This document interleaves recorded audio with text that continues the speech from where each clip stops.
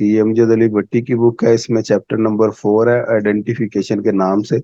उसी में ये सारा प्रोसीजर दिया हुआ है। ये आगे एग्जाम्पल ऑफ 2SLS, इसका मैं आपको फिर रिव्यू दे दूं। एक इक्वेशन ओवर आइडेंटिफाइड होगी और दूसरी अनआइडेंटिफाइड होगी या एग्जैक्ट आइडेंटिफाइड होगी। तो 2SLS बेसिकली लगना है ओवर आइडेंटिफाइड इक्वेशन में। तो ये दो इक्वेशंस। स्टेप 1, सबसे पहले आपने क्या करना बोला? आइडेंटिफिकेशन। आइडेंटिफिकेशन इनकी चेक की।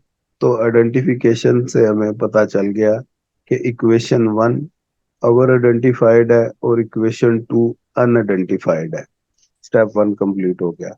अब 2SLS में ये चीज ध्यान में रखनी है कि स्टेप 2 आपका स्टार्ट होने लगा है। जो अनआइडेंटिफाइड इक्वेशन होगी सिर्फ उसी की रिड्यूस फॉर्म बनानी है आपने, दूसरी इक्वेशन की रिड्यूस फॉर्म नहीं बनानी। ILS में दोनों की बनानी पड़ती है। तो अनआइडेंटिफाइड चूंकि इक्वेशन नंबर 2 है, इसलिए इक्वेशन नंबर 2 की रिड्यूस फॉर्म हमने बनाई Y2 की, वो बन गई जी ये। जी सर। और ठीक है। फिर अगर दूसरी इक्वेशन एग्जैक्ट आइडेंटिफाइड हो, ये तो फिर आप दोनों उसकी रिड्यूस फॉर्म एग्जैक्ट बना हो। लें। ठीक है सर। जो सी भी दूर अवर के अलावा जो दूसरी इक्वेशन होगी उसकी रिड्यूस फॉर्म बनानी है।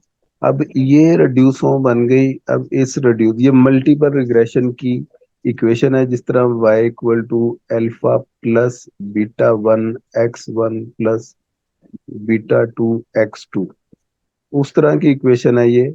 लेकिन अल्फा नहीं है इस इक्वेशन में, ये देखें जरा, अल्फा के बगैर है ना। जी सर। अब बीटा 1 की जगह पाई 10 आ गया, बीटा 2 की जगह पाई 11 आ गया। बाकी तो इक्वेशन मल्टीपल रिग्रेशन की तरह ही सोल्व होगी। जिस तरह बीटा 1 का फार्मूला होता है, यहाँ पे पाई 10 का फार्मूला बन जाएगा ये। जिस तरह बीटा 2 का फार्मूला आप लिखते हैं, यहाँ पे पाई 11 का फार्मूला बन जाएगा ये। अब जैसा कि मैंने पहले अर्ज की थी कि ये 4 कॉलम आपको 2SLS में गिवन होते हैं, ILS में 3 होते हैं। इन चारों कॉलम पे आपने वर्किंग करके ये कॉलम बना लेना है, 1 2 3 4 5 6 7। ये सारा काम आपने करके ये पाई 10 की वैल्यू भी आपने एस्टिमेट कर ली, पाई 11 की वैल्यू भी एस्टिमेट कर ली। ये जो रिड्यूस फॉर्म थी, उस रिड्यूस फॉर्म को आपने एस्टिमेट कर लिया, वो ये बन गई। और यहाँ से ही आपका स्टेप 2 हो गया कंप्लीट। कोई दिक्कत है तो बताओ, नहीं नहीं समझ सर, में? यहाँ तक तो जी सर। हाँ, अब स्टेप 3 स्टार्ट होता है। छोटा सा स्टेप है वो ये कि जो ओवर आइडेंटिफाइड इक्वेशन होगी उसमें Y2 होगा, उस Y2 को Y2 कैप के साथ आपने रिप्लेस कर देना है। ओवर आइडेंटिफाइड इक्वेशन थी Y1 equal to alpha 2 Y2 plus A1T। ये थी इक्वेशन 1, ओवर आइडेंटिफाइड जो थी। इसमें ये जो Y2 है, इसे आपने Y2 कैप के साथ रिप्लेस किया, वो ये बन गया। ओके।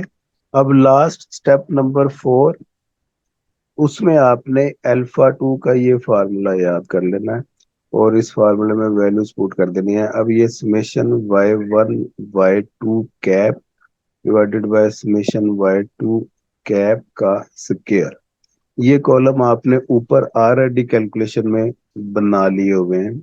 नहीं बनाए तो आप दोबारा बाद में बना लीजिएगा। ये देखें, एक ये कॉलम आपने बना लिया, एक ये कॉलम बना लिया। Y2 कैप का तो पता है कॉलम कैसे बनता है। x1 और x2 की वैल्यूज पुट करते जाएं इस इक्वेशन में, तो जी Y2 कैप की सर। वैल्यूज निकलती आएंगी। इसका स्क्वायर लेते जाए, ये आ गया। अब Y1 ये है, इसे Y2 कैप के कॉलम के साथ मल्टीप्लाई करें, ये कॉलम भी बन जाएगा। जी सर। एक ये वैल्यू आपको चाहिए, एक ये वैल्यू आपको चाहिए। इन दोनों वैल्यूज को आपने पुट किया अल्फा 2 के लिए, तो ये आ गया -0.59 अल्फा 2। तो इस वैल्यू को आपने जब रिप्लेस किया अल्फा 2 की जगह पे, तो ये एस्टिमेट हो गई आपकी over identified equation with the help of 2SLS method. ठीक है सर।